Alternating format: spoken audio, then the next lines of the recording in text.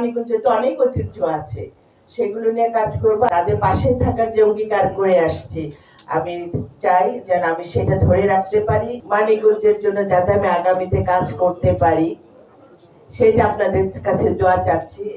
আন্তরিকতা, সহযোগিতা সবকিছুই আমাদের লাগবে। আজকে আমি সরকারি পর্যায়ে বলতে গেলে আমি সরকারি দলই বলতে গেলে আজকে সেই ক্ষেত্রে আমি আমার সরকারি দল হিসাবে সরকারের পক্ষ থেকে প্লাস আমার মানিকগঞ্জের জনগণের পক্ষ থেকে আমি কাজ করতে চাই।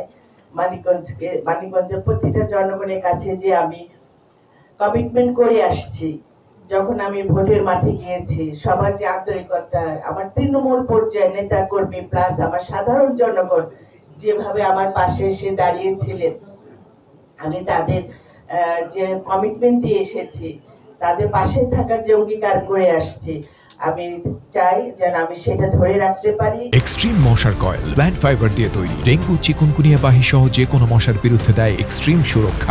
এবং মানিকগঞ্জে নিয়ে যে স্বপ্ন দেখেছি, সেই স্বপ্নটা যেন পূরণ করতে পারি। আর আপনারা সবাই জানেন আমার বাবা হারুন রশিদ খান মুন্নু, তার উত্তরসূরি হয়ে আমি মানিকগঞ্জের হাল ধরেছি। আপনারা দোয়া করবেন আমার বাবার যে স্বপ্নগুলি ছিল, সেই স্বপ্নটা যেন আমি আপনাদের দিয়ে পূরণ করতে পারি এবং মানিকগঞ্জের মানুষের কাছে যেন আমি আমার যে কমিটমেন্ট আছে সেটা যেন পূর্ণ করতে পারি। এই চেষ্টাটা আমার সবসময় থাকবে। আমরা বালিয়াটি বাড়ি, জমিদার বাড়ি, যেটা ওইটা কিন্তু কোনো যত্নে কোনো সংস্কারই করা হয় না, ওইটাকে আমরা আবার ঠিক করতে পারি। আরো আমাদের যে উন্নতির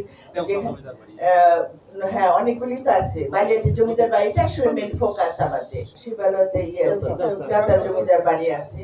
তো এইগুলিকে নিয়ে আমরা কাজ করবো, কারণ মানিকগঞ্জে তো অনেক ঐতিহ্য আছে, সেগুলো নিয়ে কাজ করবো। আর ট্যুরিজমের সকল পর্যটকদের জন্য যাতে যারা আসবে টুরিস্টরা, তাদের জন্য কোনো কিছু করা যায় কিনা, যেটা আমাদের পদ্মার কাছে যেটা অনেকে খুব পছন্দ করে, সেটাকে কাজ করতে। তার আগে আমার মেন কাজটা থাকবে নদী শাসন। এই কাজটা করার পরে দেন আমরা ওই পদ্মাটাকে একটা ট্যুরিজমের জায়গায় নিয়ে আসতে পারবো।